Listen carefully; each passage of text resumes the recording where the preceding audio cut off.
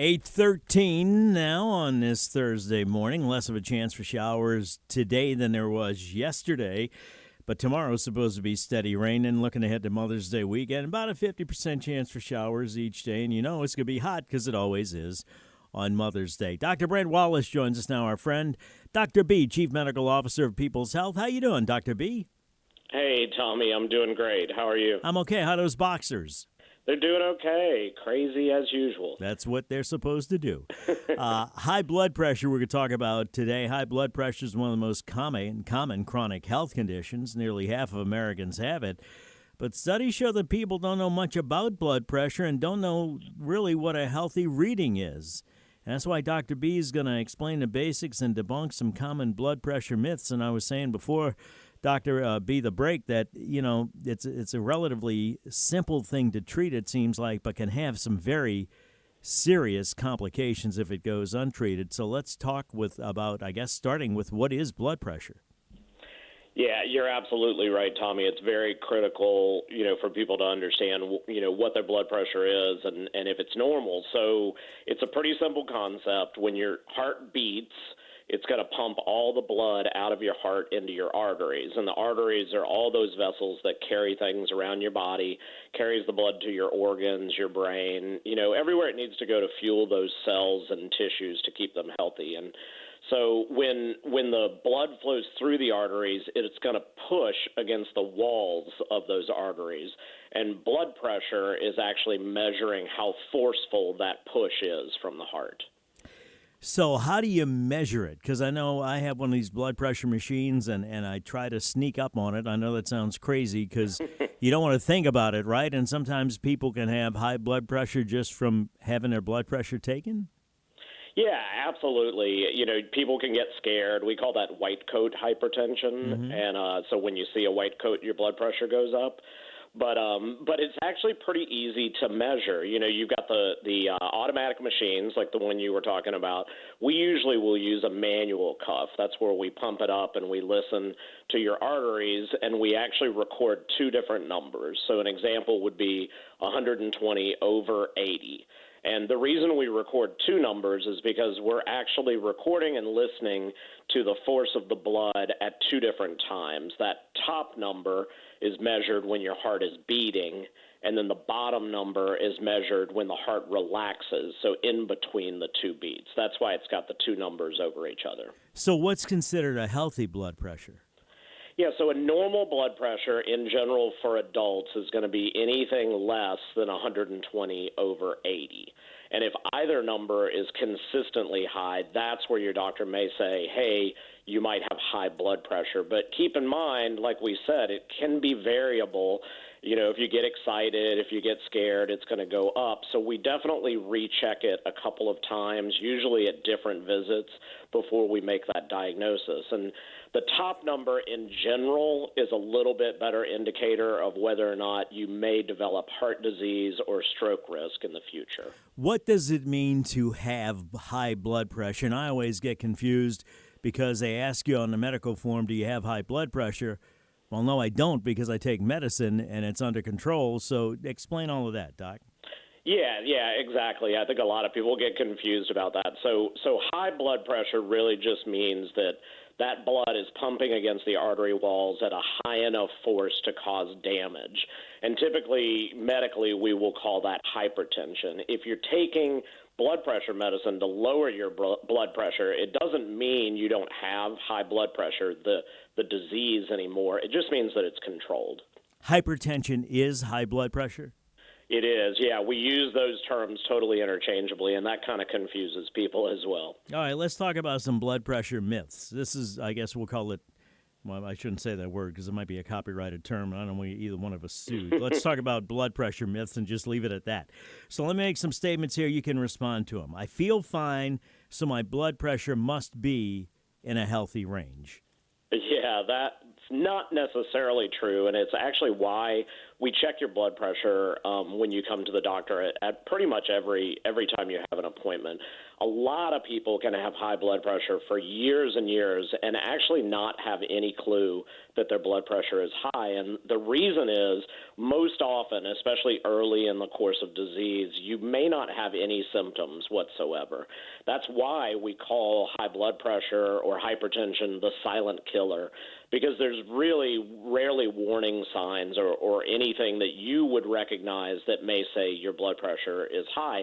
That's why it's so important to check it. And you can do that, like I said, when you go to the doctor. We're almost always going to check it. And you can also use those home blood pressure monitors, or some pharmacies even have a blood pressure monitor that you can actually use to check your pressure. So what would you say to somebody who says high blood pressure is so common it can't be that serious?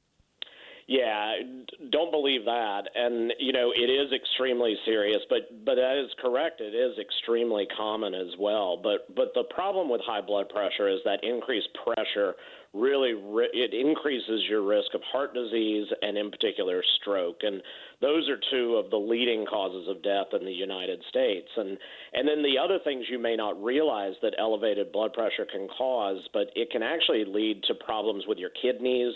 A lot of people will develop vision problems, and by the way, if you are going to have a symptom, one of the first ones may be blurry vision. And then if you're pregnant, high blood pressure can cause a lot of complications in that pregnancy. I was having a conversation with somebody the other day in their lower 30s, early 30s, however you say it, and they were saying they thought they might have some blood pressure problems, but they were too young to have it. And I said that's not necessarily the case. Talk about that, if you will, about people that are young not having to worry about blood pressure problems. Yeah, no, it's a good point. A lot of people don't think about it when they're younger. They don't go to the doctor as often. But your risk of high blood pressure does increase with age. But we very frequently actually will identify young adults, even sometimes really young adults that have developed the condition. And about 1 in 8 people between the ages of 20 and 40 have high blood pressure and have to be treated for it. So it's not completely uncommon. Is it a man's disease, high blood pressure? Yeah, it's not. It's not. It really can affect absolutely anyone, regardless of what sex you are. And in general, actually, before age 65, it is more common in men. But after age 65, it actually becomes a little bit more common in women. Part of that is because women live a little bit longer. But after age 65, really everyone does need to be concerned. I think another part of it could be, and this is just speculation on my part, that they deal with us. That could do it, definitely. That'll raise your pressure. What about heredity and running in your family, high blood pressure?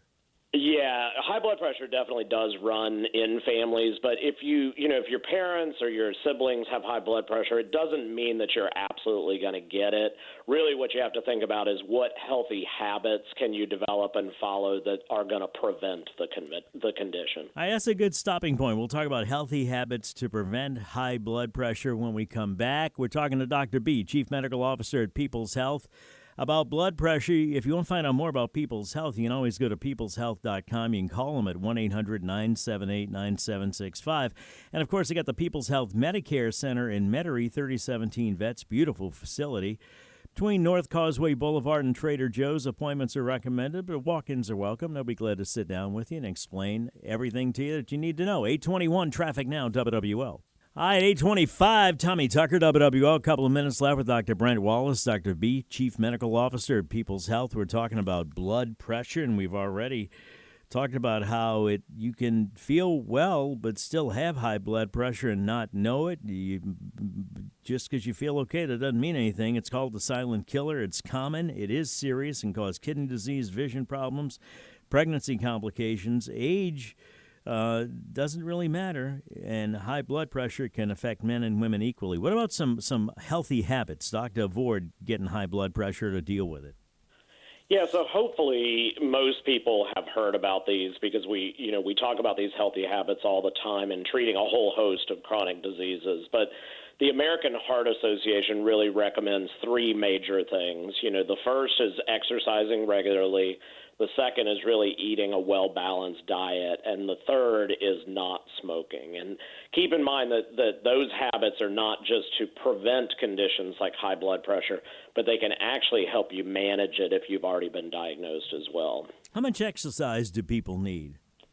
Yeah, so in general, you want to try to exercise at least 30 minutes most days of the week. But any exercise is good exercise. And it can really be anything that gets you up and moving around. Dancing, gardening outside, walking around the neighborhood, walking the dogs, interesting fitness classes, really just anything that engages you and gets you up and moving. How about diet? Yeah.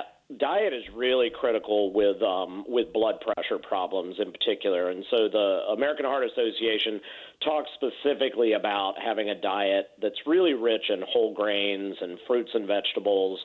And then low-fat dairy products are really important as well.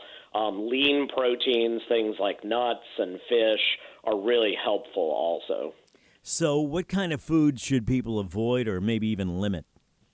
Yeah, the biggest ones you want to limit is anything that is high in sodium or salt. So salt actually increases your blood pressure.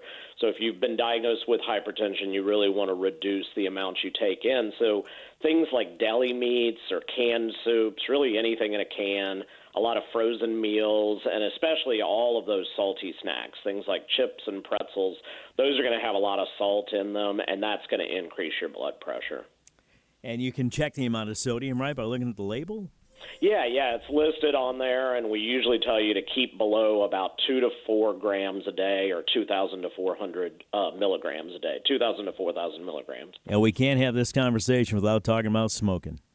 Yeah, absolutely. I mean, this is consistent for decades and decades. We have demonstrated that smoking cigarettes, and that can include e-cigarettes, actually has an immediate effect on your body. The nicotine actually raises your blood pressure immediately, and it can actually make your heart beat faster as well. So it's going to actually raise your blood pressure in two different ways. And then over time, that can actually cause your arteries to narrow, so it's going to make it harder for that blood to flow and get to all the vital organs of your body. So if you are smoking, you want to talk to your doctor today about quitting.